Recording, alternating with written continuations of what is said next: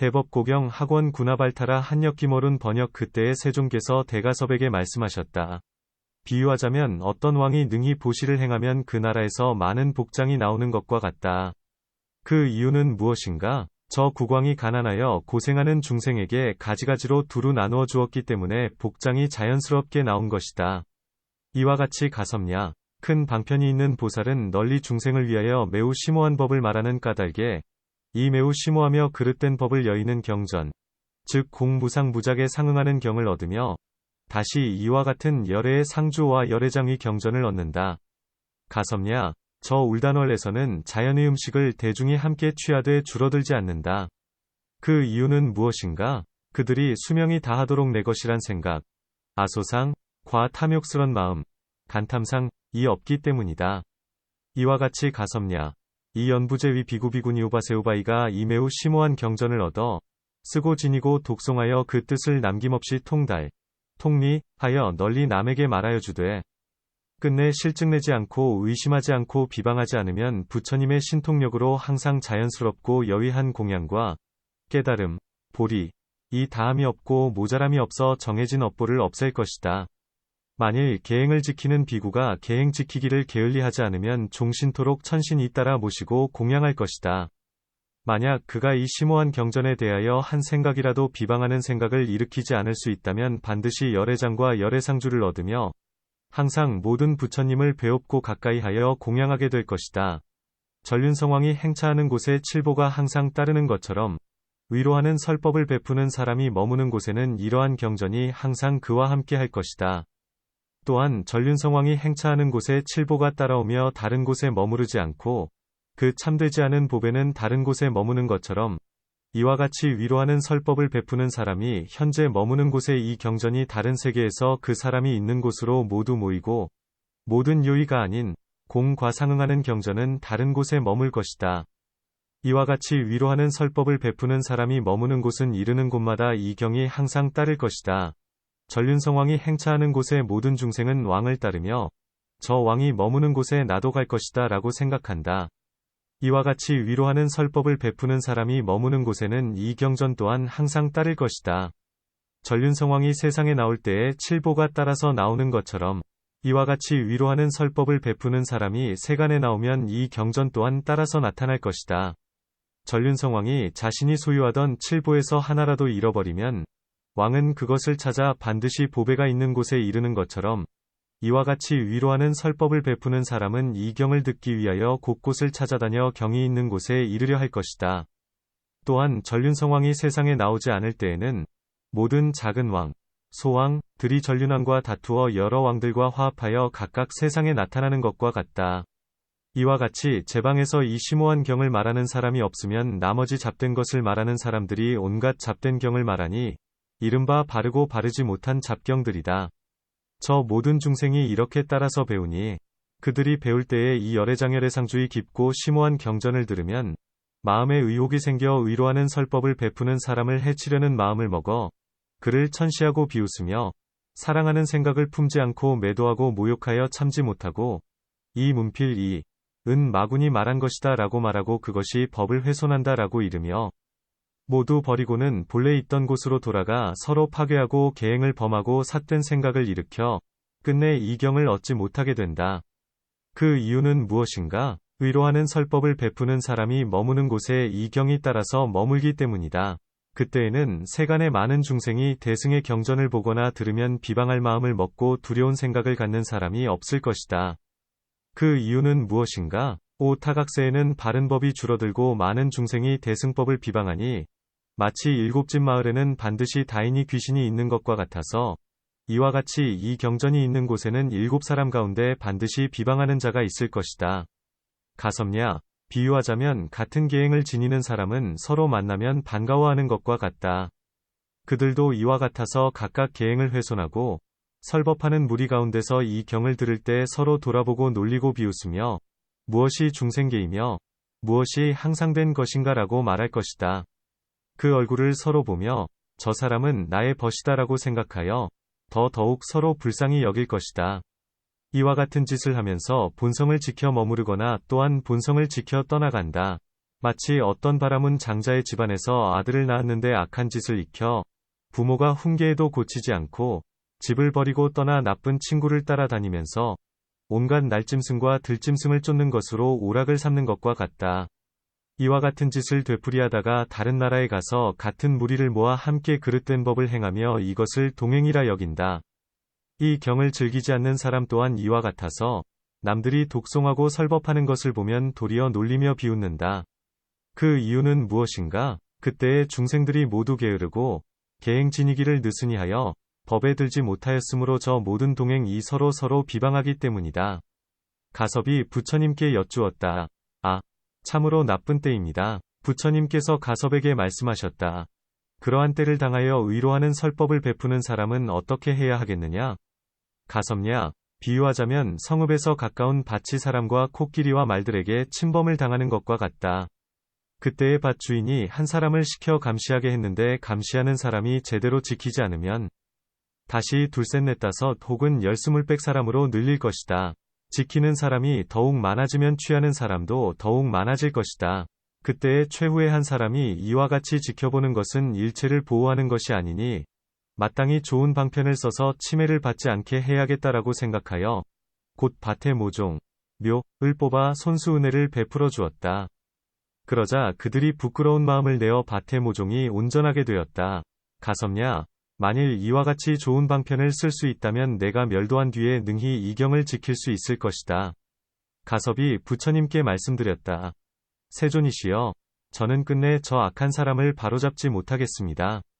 차라리 두어 개에다 수의산을 지고 백천겁에 이를지언정 저 악한 사람, 악인, 들이개를 범하고 법을 없애며 법을 비방하고 법을 더럽히는 이와 같은 모든 악하고 법답지 못한 소리를 차마 듣지 못하겠습니다. 세존이시여, 저는 차라리 남에게 매여서 그의 종, 복사, 이 될지언정 저 악인들이 개를 범하고 법을 등지며 법을 멀리하고 법을 무너뜨리는 이와 같은 모든 악하고 법답지 못한 소리를 차마 듣지 못하겠습니다. 세존이시여, 저는 차라리 정수리의 땅덩이와 큰 바다를 이고 백천겁을 지날지언정 저 악인들이 개를 범하고 법을 멸하며 스스로를 높이고 남을 헐뜯는 이와 같은 모든 악하고 법답지 못한 음성을 차마 듣지 못하겠습니다. 세존이시여, 저는 차라리 항상 귀머거리 소경반벙어리 온벙어리가 될지언정 저 악인들이 청정한 계행을 훼손하고 이익을 위하여 출가하여 다른 이의 보시를 받는 이와 같은 모든 악하고 법답지 못한 소리를 차마 듣지 못하겠습니다. 세존이시여, 저는 차라리 몸을 버리고 빨리 열반에 들지언정 저 악인들이 청정한 계행과 법나 소리 같은 행을 훼손하고 몸으로는 남의 뜻에 맞추려 자신의 뜻을 굽히는 행동을 하고 입으로는 허망한 것을 말하는 이와 같은 모든 악하고 법답지 못한 소리를 차마 듣지 못하겠습니다. 부처님께서 가섭에게 말씀하셨다. 네가 열반에 들었다고 말한 이것은 성문의 열반이여 궁극의 열반이 아니다. 가섭이 부처님께 여쭈었다. 만일 성문연각의 열반에 든 것이요 궁극의 열반이 아니라면 세존께서는 무슨 까닭의 삼승, 즉 성문승연각승대승이 있다고 말씀하십니까?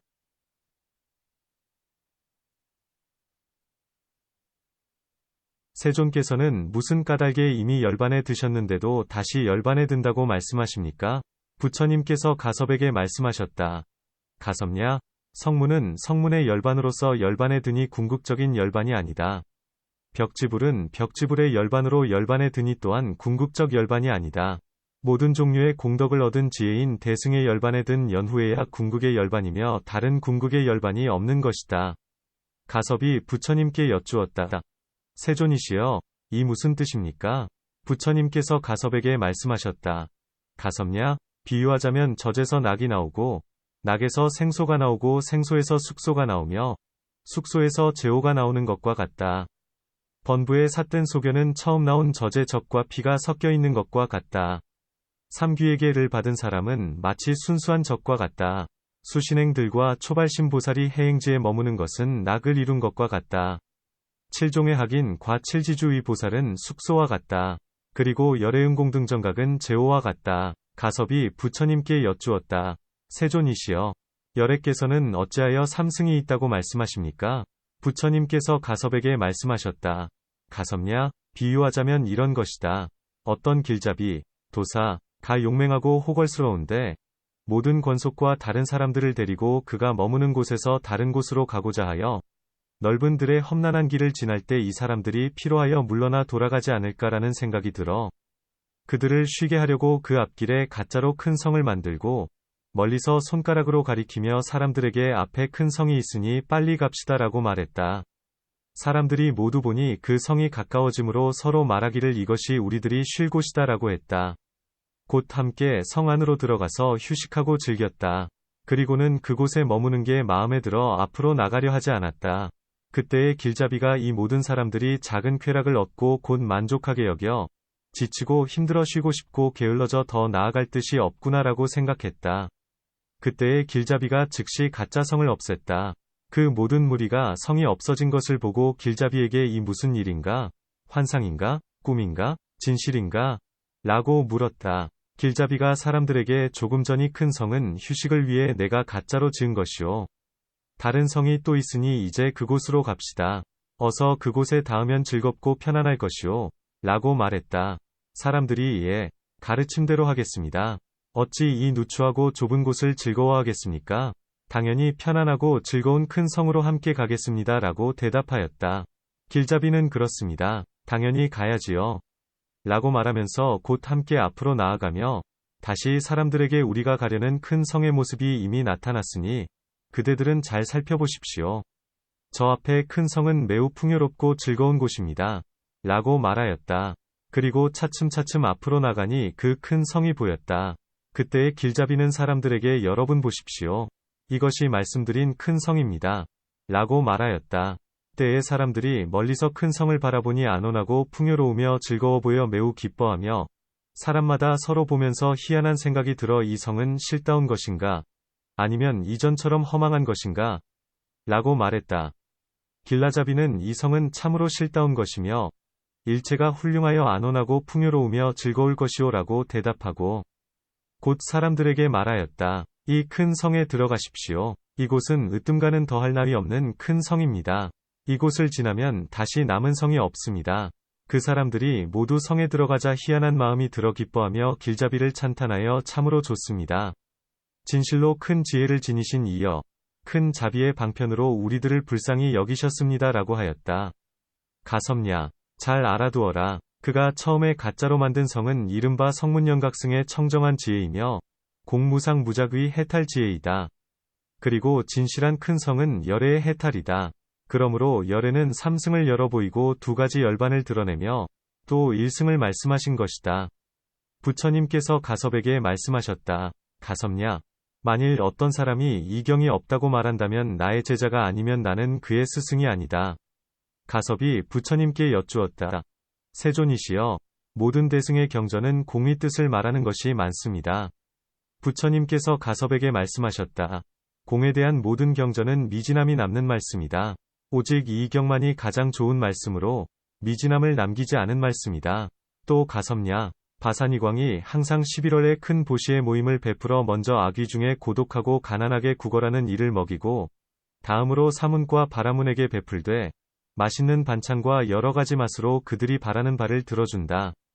여러 부처님 세존께서도 이와 같이 중생의 가지가지 욕심과 즐거움을 따라 가지가지 경법을 설명하신다. 만일 어떤 중생이 게으름을 피우고 개를 파괴하며 부지런히 닦지 않고 열애장 상조의 묘전을 버리고 가지가지 공위경을 배우기 좋아하여 혹 글귀와 글자를 따라서 말하거나 글귀와 글자를 더하고 달리한다. 그 이유는 무엇인가? 그는 일체의 불경이 모두 무아를 말씀하셨다라고 말했으나 그는 공과 무아의 뜻을 알지 못하고 그는 지혜 없는 사람이므로 멸진으로 나아갔기 때문이다. 그러나 공과 무아의 설법 또한 부처님이 말씀하신 것이다. 그 이유는 무엇인가? 무량한 티끌과 모든 번뇌의 창고, 가 항상 공한 열반이기 때문이다. 이와 같은 열반을 일체구라 한다. 그것에 늘 머물러 편안하고 즐거워하는 것이 부처님께서 얻으신 큰 열반의 글귀이다. 가섭이 부처님께 여쭈었다. 세존이시여, 어떻게 하면 단견과 상견, 단상에서 벗어날 수 있습니까? 부처님께서 가섭에게 말씀하셨다. 가섭냐, 중생은 생사의 바퀴를 돌고 돌아아가 자제하지 못한다. 그러므로 내가 무아의 뜻을 말하였다. 그러나 여러 부처님들이 얻으신 큰 열반은 항상 머무르며 편안하고 즐거워 이 뜻을 가지고 단견과 상견을 끊었다. 가섭이 부처님께 말씀드렸다. 세존이시여, 다시 무아위 수레바퀴를 굴려주십시오. 아위 수레바퀴를 굴린 지 오래되었습니다. 부처님께서 가섭에게 말씀하셨다. 세간의 알을 깨뜨리기 위하여 무아위 뜻을 말하였다. 만일 이와 같이 말하지 않았다면 어떻게 저들이 대사위법을 받게 하겠는가? 열애가 무아를 말하니 저 모든 중생이 기특한 생각을 내어 듣지 못한 것을 들었다 하고 열애의 처소에 나아온 것이다. 그러한 뒤에 백천의 인연으로서 불법에 들어가게 한다. 불법에 들어간 뒤에는 신심이 더욱 자라나 부지런히 정진하며 공회법, 공법을 잘 배울 것이다. 그러한 뒤에 상주하고 안락하여 색이 있는 해탈이 있게 된다. 또 어떤 세속에서는 유가 해탈이라고 말하는 경우가 있다. 이를 깨뜨리기 위하여 해탈은 모두 없다고 말한 것이다. 만일 이와 같이 말하지 않았다면 어떻게 저들이 대사의 법을 받게 하겠는가? 그러므로 백천의 인연으로서 해탈과 멸진과 무아를 말하는 것이다. 그러한 뒤에 내가 다시 저 중생들을 보니 끝내 멸진하는 것, 필경멸, 을 해탈이라 여기니 그 지혜 없는 사람이 멸진에 나아갔다. 그러한 뒤에 내가 다시 백천의 인연으로서 해탈이 유임을 말하였다. 가섭이 부처님께 여쭈었다. 세존이시여, 해탈 자제함을 얻은 사람은 중생이 반드시 항상됨이 있음을 알 것입니다. 비유하자면 연기를 보면 반드시 불이 있는 줄 아는 것처럼 만일 아가 있으면 반드시 해탈이 있습니다. 만일 아가 있다고 말해도 곧 해탈에 색이 있다고 말한 것이니 세속의 신견이 아니면 또한 단견과 상견을 말한 것도 아닙니다. 가섭은 다시 부처님께 여쭈었다. 세존이시여, 어떻게 열애께서는 열반에 드시지 않고 열반에 드신 것을 보이시며 태어나지 않고 태어남을 보이십니까? 부처님께서 가섭에게 말씀하셨다. 중생들이 항상된 것이라 착각하는 망상을 깨뜨리기 위해서 열애는 열반에 들지 않았으면서도 열반에 든 것을 보이며 태어나지 않았으면서도 태어난 것을 보인다.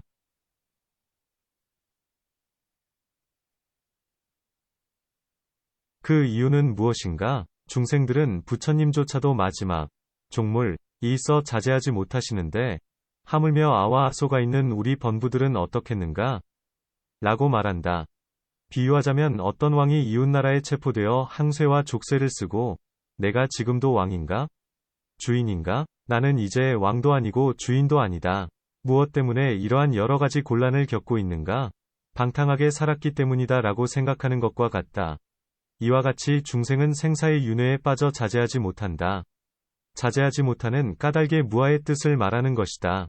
비유하자면 어떤 사람이 도적에게 쫓겨 칼에 맞아 죽으려는 찰나에 내가 지금 힘이 없으니 이 죽음의 재난을 모면할 수 있을까? 라고 생각하는 것과 같다. 이와 같이 생로병사 등 가지가지 괴로움으로 이루어진 중생은 재석범왕이 되고 싶다고 생각한다. 열애는 그 생각을 깨뜨리기 위하여 죽음이 있음을 보이는 것이다. 열애는 하늘 가운데 하늘이니 만일 열반에 들어 모두 사라진다면 세간도 당연히 없어질 것이다. 만일 사라지지 않는다면 상주이며 안락이니 상주이며 안락이라면 반드시 아가 있을 것이니 마치 연기가 나는 곳에 불이 있는 것과 같다. 만일 무아이면서 아가 있다면 세간에도 당연히 가득할 것이다.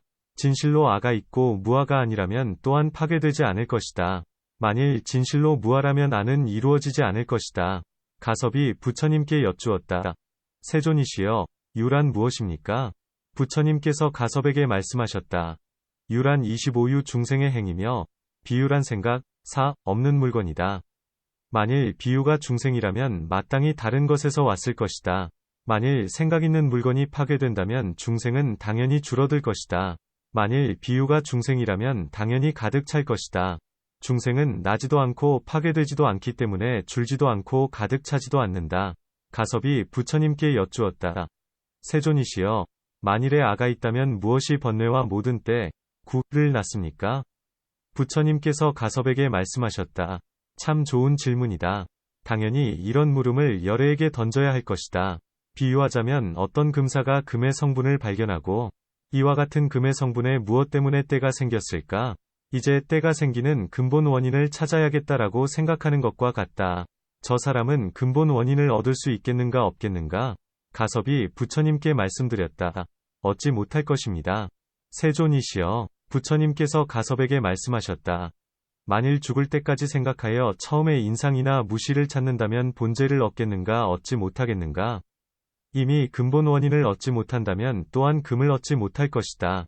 만일 묘한 방편으로 부지런히 게으름 피우지 않고 저 금의 때를 제거하면 마침내 금을 얻을 것이다. 부처님께서 가섭에게 말씀하셨다. 이와 같이 아라는 것은 객번뇌 를 낳는다.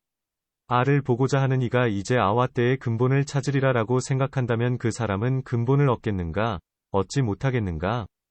가섭이 부처님께 말씀드렸다. 얻지 못할 것입니다. 세존이시여, 부처님께서 가섭에게 말씀하셨다. 만일에 방편에 힘써서 번뇌의 때를 제거하면 마침내 아를 얻을 것이다.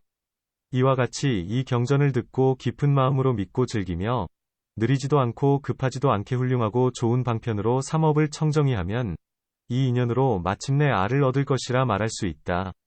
가섭이 부처님께 여쭈었다. 세존이시여, 만일 아가 있다면 무엇 때문에 보이지 않습니까? 부처님께서 가섭에게 말씀하셨다. 지금은 비유로 말하는 것이 좋겠다. 비유하자면 처음 배우는 이가 5자 글귀와 한 개를 이루는 글귀, 개선국에 를 배우려 하는 것과 같다. 먼저 뜻을 알고 나서야 배우려 하면 알 수 있겠는가? 마땅히 먼저 배우고 나서야 알게 되는 것이다. 그가 잘 배우고 난 뒤에 스승이 한 개를 이루는 뜻, 개성에 을 가르치고 비유를 들어 그에게 보이면 그는 들어서 받아들일 수 있을 것이다. 스승을 통해서 한 개를 이루는 글귀의 뜻, 개선구에 을 아는 까닭에 믿고 즐길 수 있다. 이와 같이 내가 이제 번뇌더미, 번뇌장에 깔린 중생을 위하여 선남자여, 열애장은 이러이러하다 라고 말하면 그들은 곧 보고자 할 텐데 볼 수 있겠는가 없겠는가? 가섭이 부처님께 말씀드렸다. 보지 못할 것입니다. 세존이시여, 부처님께서 가섭에게 말씀하셨다. 마치 저 한 개를 이루는 글귀의 뜻을 모르는 이가 스승을 통해 믿는 것과 같다. 이와 같이 가섭냐, 잘 알아두어야 한다. 열애는 성실하게 말하는 사람이니 성실한 말로써 중생이 있다고 말한다. 너는 나중에 알게 될 것이다. 마치 그의 배움이 이루어진 것처럼 이제 너를 위하여 다시 비유를 말하겠다. 마치 4가지 중생계가 감추어진 비유와 같다.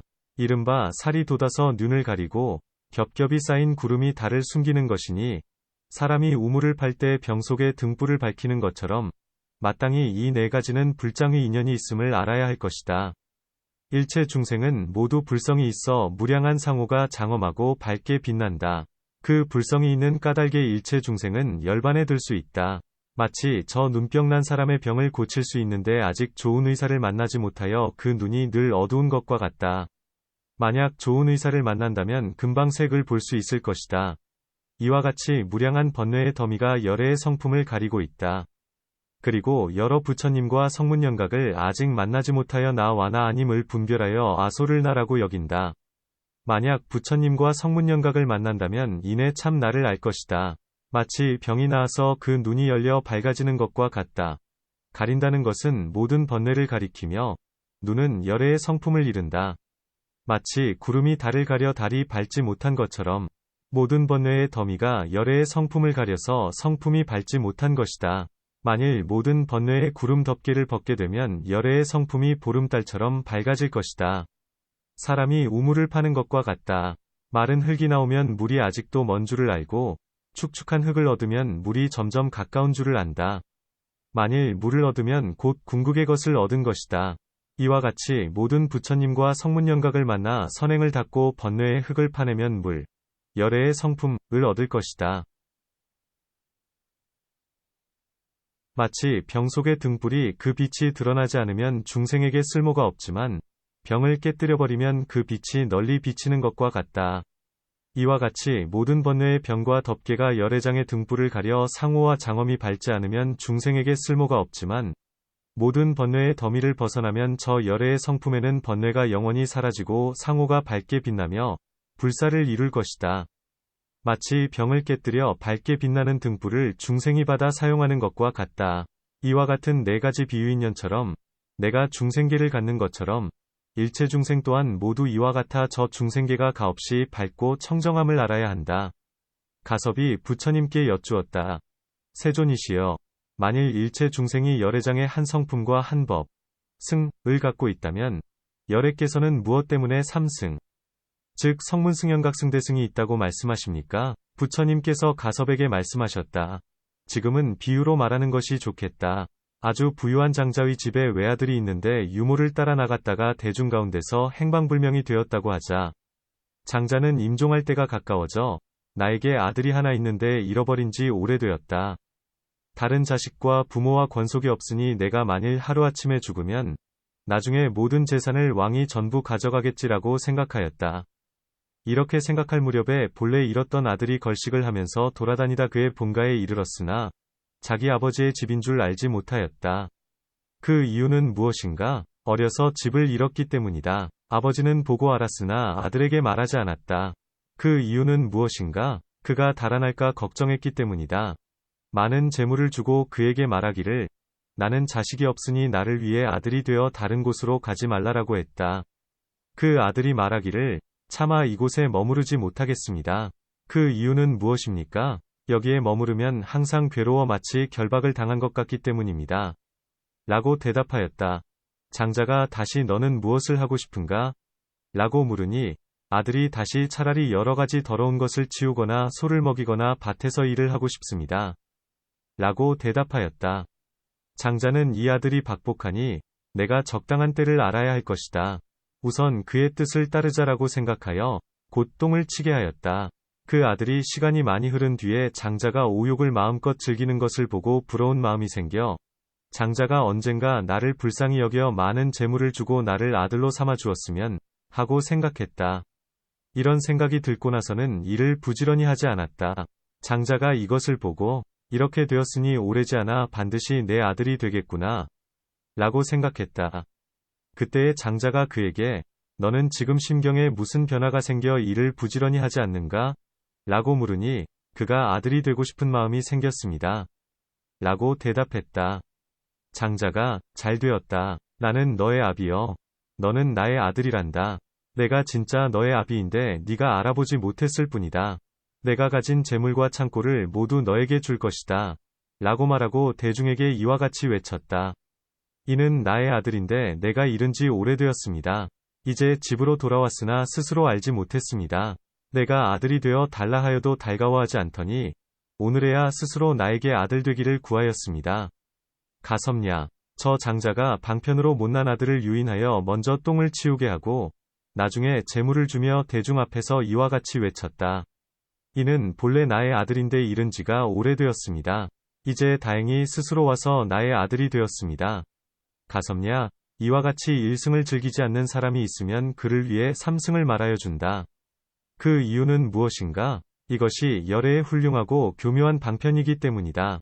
이 여러 성문들도 모두 나의 아들이니 저 똥을 치운 사람처럼 이제는 스스로가 알 것이다. 가섭이 부처님께 여쭈었다. 아, 이상한 일입니다. 이 성문승은 어찌 이렇게 비루합니까? 참으로 불자이면서 아버지를 알지 못합니다. 부처님께서 가섭에게 말씀하셨다.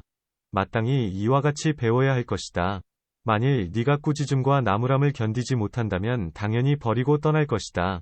그가 나중에 무르익렸을 때 네가 그것을 알아야 할 것이다. 또한 가섭냐, 성문과 대승은 항상 서로 어긋난다. 세속과 무루, 우치와 약삭발음, 희례, 이 어긋나는 것과 같다. 또 가섭냐, 만일 이 경을 비방한다면 마땅히 자비롭게 제도해야 한다. 그 이유는 무엇인가? 그는 경을 비방했기 때문에 죽으면 당연히 가없는 어둠에 떨어질 것이기 때문이다. 그를 불쌍히 여겨서 마땅히 방편을 베풀어 대승법으로 그를 성숙하게 해야 한다. 만약 다스리지 못한다면 당연히 지옥에 떨어질 것이다. 만약 믿음이 있다면 그 스스로 믿을 것이다. 그 나머지 중생은 마땅히 제도하는 일, 로서 제도하여 해탈하게 해야 한다. 또 가섭냐, 만약 어떤 선비가 처음으로 열병을 얻었다면 약을 주거나 그 밖의 방법으로 치료하지 말아야 한다. 그 이유는 무엇인가? 아직 적절한 때가 이르지 않았기 때문이다. 적절한 때가 이르기를 기다린 다음에 다스려야 한다. 이 철을 알지 못하면 썩은 의원, 폐이라 한다. 그러므로 병이 적당히 진행된 다음에 치료해야 한다. 만일 적당히 진행되지 않았다면 적절한 때가 이르기를 기다려야 한다. 이와 같이 중생 가운데 이 경을 비방한 사람도 허물이 적당히 익으면 스스로 깊이 후회하며 아, 괴롭다.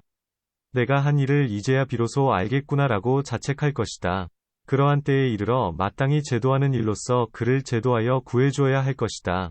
또 가섭냐. 마치 어떤 선비가 넓고 큰 들을 건널 적에 뭇 새들이 우는 소리를 듣는 것과 같다. 그때 선비는 새소리를 듣고 생각하기를 도적 때가 있구나라고 여기고 딴 길로 갔다.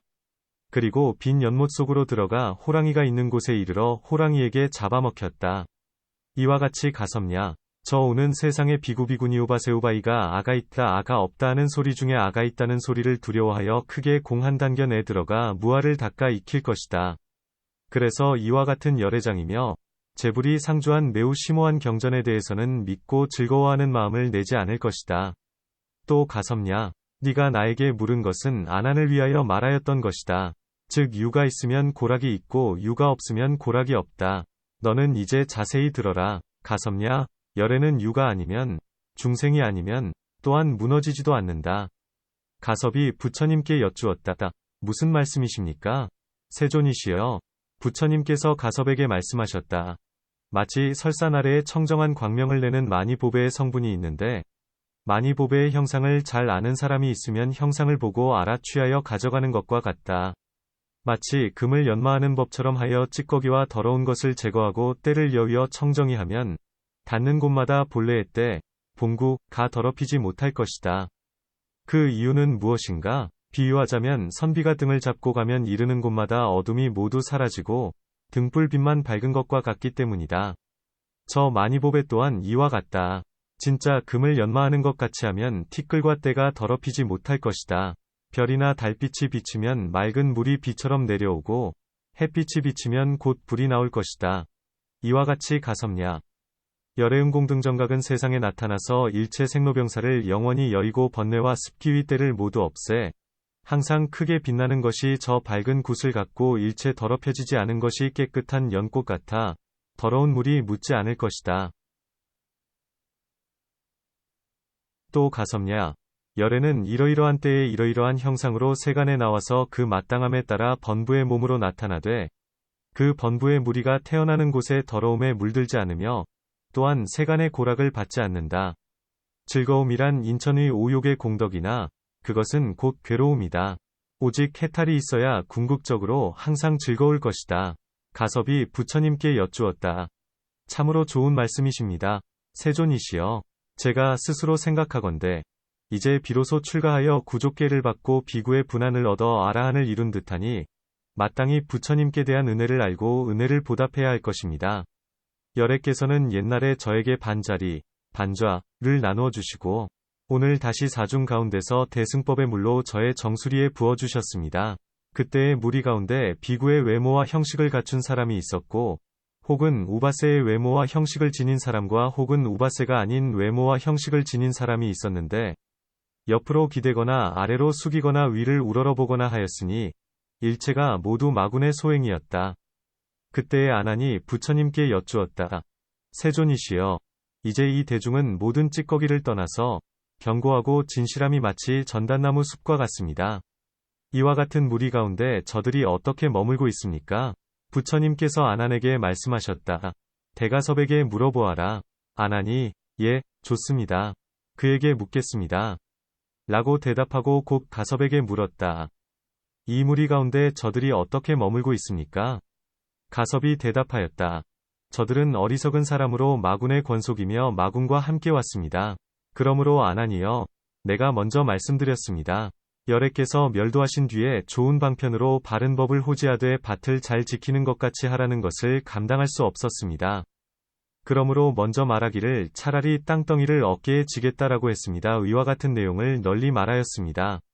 그때에 세존께서 저에게 말씀하시기를 내가 멸도한 뒤에 바른 법을 호지하는 일을 감당하되 법이 다할 때까지 하라 하셨습니다. 제가 대답하기를 저는 40년 동안 바른 법을 호지하는 것은 감당하겠습니다 라고 하니 부처님께서 꾸짖으시며 무엇 때문에 게으름을 피우는가? 법이 다할 때까지 법을 지키지 못한다는 말인가? 라고 말씀하셨습니다. 부처님께서 가섭에게 말씀하셨다. 너는 우선 마군을 찾아보아라. 만일 찾을 수 있다면 법을 지킬 수 있을 것이다. 가섭이 곧 천안으로서 찾아보았으나 발견하지 못하였다. 마치 사위국의 어떤 농부가 그의 아들을 잃어버려 대중 가운데에서 아들을 찾았으나 얻지 못하고 피로하여 돌아온 것과 같았다. 가섭이 천안으로 대중 가운데서 마군을 찾았으나 찾지 못한 것이 또한 이와 같았다. 그는 곧 부처님께 말씀드렸다. 저는 악마를 찾을 수 없습니다. 이와 같이 80명의 성문도 모두 할 수 없다라 말하였다. 또한 현호 등 500보살을 시켜 한 보살, 즉 일체세갈락견이라는 보살을 제외하고 악마를 찾게 했으나 또한 얻지 못하였다. 그때에 세존께서 다시 가섭에게 말씀하셨다. 너는 법이 멸하려 할 때에 남은 80년 동안 바른 법을 호지하는 임무를 감당할 수 없을 테지만 남방의 보살은 호지할 수 있을 것이다. 너는 마땅히 현호보살의 500대중 가운데 최후에 구하여라. 가섭이 부처님께 대답하였다. 좋습니다. 마땅히 구하겠습니다. 일체세갈락결 2차 동자를 구하여 얻었다. 세존이시여. 일체세갈락결 2차 동자가 그 사람입니다. 부처님께서 가섭에게 말씀하셨다. 너는 가서 악마를 찾도록 권하고 청하여라. 그때의 가섭이 80인이 큰 성문들과 현호 등 500보살과 함께 일체세갈락결 2차 동자에게 청하였다. 그대 동자여. 세존께서 청거하셨으니 악마를 찾으실 수 있을 것입니다. 그때에 동자가 대중 가운데서 가섭에게 말하였다. 제가 이제 악마를 찾을 수는 있습니다. 그러나 80인이 모든 큰 성문들과 현호 등 500보살 마하살과 문수사리와 관세음과 대세지와 멸제악취와 미륵보살 등은 무엇 때문에 찾지 않고 저더러 찾으라 하십니까? 마땅히 그들이 먼저 찾게 하고 그런 뒤에 나에게 찾게 해야 할 것입니다. 가섭이 말하였다. 악마를 항복시키면 복이 없겠는가? 동자가 대답하였다. 가섭이시여. 그대가 복이 있음을 안다면 마땅히 스스로 해야 할 것입니다. 제가 지금 할 수 없습니다. 그때의 가섭이 이 일을 부처님께 말씀드리니 부처님께서 가섭에게 말씀하셨다. 이 동자가 무엇이라 말하였느냐? 가섭이 부처님께 말씀드렸다. 동자가 말하기를 모든 대덕이 먼저 하시고 난 다음에 제 차례가 올 것입니다. 저는 속인이며 성품도 못났습니다. 이 모든 대덕, 즉 80명의 성문과 현호 등 500명의 상수가 모두 먼저입니다. 그런 뒤에 제 차례가 올 것입니다. 라고 하였습니다. 그때에 모든 성문과 현호 등이 찾아보았으나 모두 찾지 못하였습니다. 마치 저 농부가 아들을 찾았으나 찾지 못한 것과 같아서 모두 찾지 못하겠다고 말하고 한편에 서 있었습니다. 그때에 세존께서 다시 가섭에게 말씀하셨다. 네가 지금 이 대법고경을 듣고 내가 멸도한 뒤에 40년 동안 지금처럼 바른 법을 잘 호지해야 할 것이다. 큰 법고를 두드리고 큰 법라를 불며 큰 법회를 베풀고 큰 법당, 대법당을 세워야 할 것이다. 그러한 뒤에 일체세갈락결 2차 동자가 정법이 멸하기까지 80년 남았을 때에 5개의 밧줄로 저 악마와 그의 권속을 작은 토끼 묶듯이 결박할 것이다. 널리 대법고경을 외치며 큰 법고를 치고 큰 법라를 불며 큰 법회를 베풀며 큰 법당을 세울 것이다. 가섭이 부처님께 여쭈었다. 어느 때에 해당됩니까? 부처님께서 가섭에게 말씀하셨다. 정법이 멸하기까지 80년 남았을 때이다. 가섭이 부처님께 여쭈었다. 세존이시여, 악마를 보고 싶습니다. 부처님께서 동자에게 말씀하셨다. 어서 악마를 모든 대중에게 보여주어라. 그때에 동자가 부처님을 우러러 배웠고 곧 손가락으로 악마를 가리키며 말하였다. 이 악마를 보니 다른 곳에서 와서 모든 보살처럼 비구의 형상을 꾸미고 대중 가운데 앉아 있구나. 대중이 모두 보니 그가 5개의 밧줄에 매여 있었다. 악마가 동자에게 말하였다. 동자여, 내가 이 경에 대하여 다시는 방해하지 않을 것이다. 이와 같이 3번 말하였다. 그때의 세존이 일체세갈락결 2차 동자와 보살무리에게 말씀하셨다. 대가섭은 내가 멸도한 뒤 이미 40년 동안 정법을 호지할 수 있었지만 그대들 가운데 누가 멸도한 뒤에 최후까지 정법을 호지할 수 있겠는가? 이와 같이 3번 말씀하셨으나 할 수 있다는 사람이 없었다. 부처님께서는 대중에게 말씀하셨다. 그대들은 함부로 못난 생각을 일으키지 말라. 내가 이 대중 가운데 많은 제자를 두었으니 내가 멸도한 뒤에 능히 바른 법을 호지할 수 있을 것이다. 이 경을 말할 사람은 현호 등 500보살 가운데 최후의 한 사람이 될 것이다. 일체세갈락결 2차 동자여, 내가 멸도한 뒤에 큰 법고를 치고 큰 법라를 불며 큰 법회를 베풀고 큰 법당을 건립하여라. 그때의 동자가 곧 마군을 놓아주었다. 때에 모든 대중이 동자에게 말하였다. 그대는 이미 수기를 받으셨습니다. 그때의 세존께서 가섭에게 말씀하셨다. 지금 너 가섭은 밭 지키는 농부에게 좋은 방편이 없는 것처럼 이경을 호지하는 일을 맡을 수 없다고 하였다.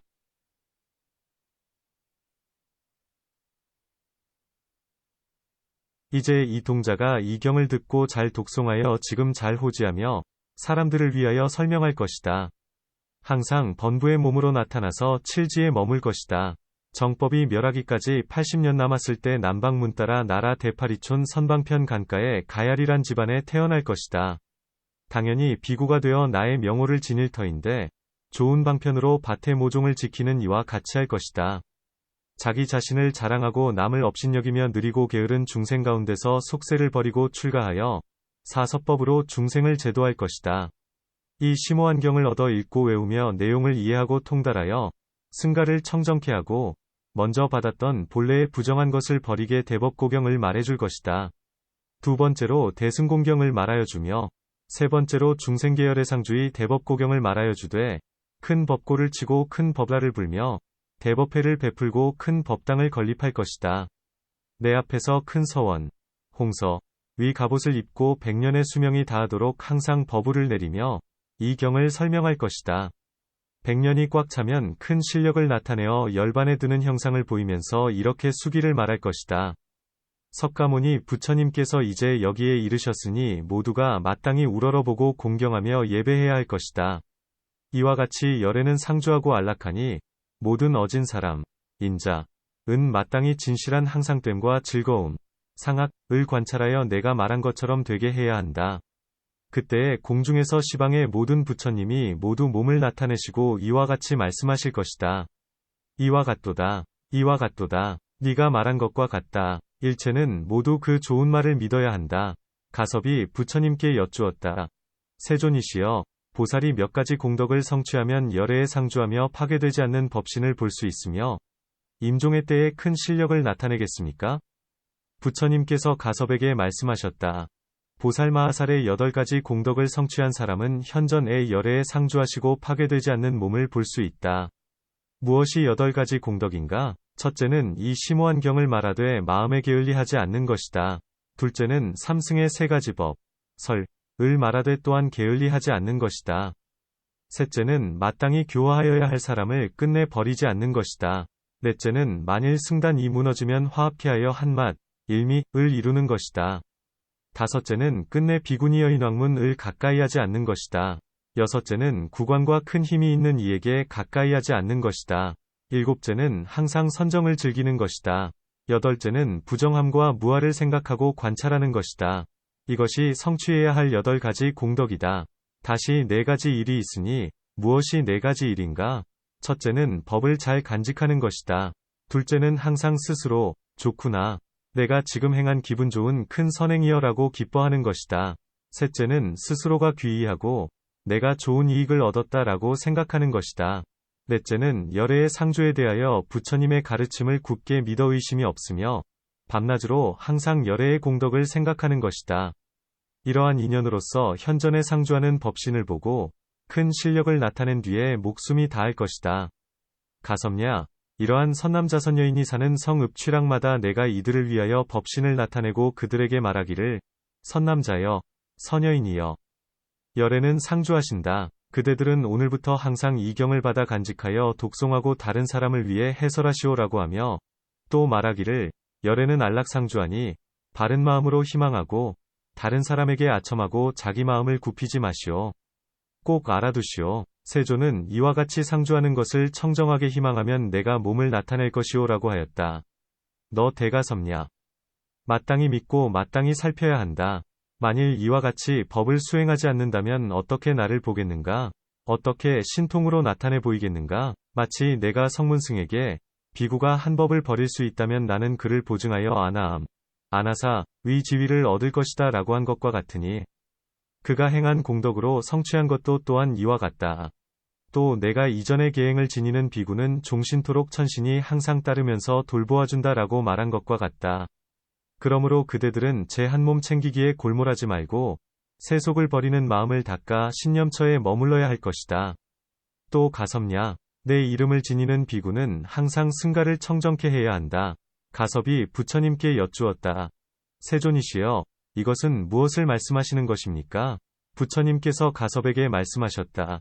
중생을 제도할 때에 실컷 깨를 범하는 탐욕스런 까마귀와 같은 무리에게는 저 교묘한 방편으로 사법을 수호하는 것처럼 해야 한다. 현호 등 500보살은 앞서 감당할 수 없다 하였고, 지금도 여전히 감당하지 못한다. 내가 멸도한 뒤에 최후까지 법을 보호하고, 내 이름을 지니는 비구가 제도하는 법을 행할 때에, 맡은 일을 소홀히 하고 게으른 비구들을 제도하되, 가까이하여 공양하고 그에게 경전을 주며 호흡, 소식을 돕고 지켜준다. 소를 기르는 법과 같으니 복종시킬 때를 안 뒤에 조복시킨다. 만일 제도하고 조복시켜도 고치지 않으면 곧 그를 버려서 독화살이 착하고 청정한 사람을 상하지 못하게 한다. 그는 또 이와 같이 생각해야 한다. 청정한 행을 하는 비구가 저 사람 때문에 개를 범하지 않게 해야 한다. 저 그릇된 법을 말하고 악행을 저지르는 자는 당연히 공경하지 않아야 한다. 함께 법으로 모이는 포살자자 갈마승사들을 일체 함께하지 말아야 한다. 마치 왕이 적국을 무찌르는 것과 같이 그도 또한 이와 같이 해야 한다.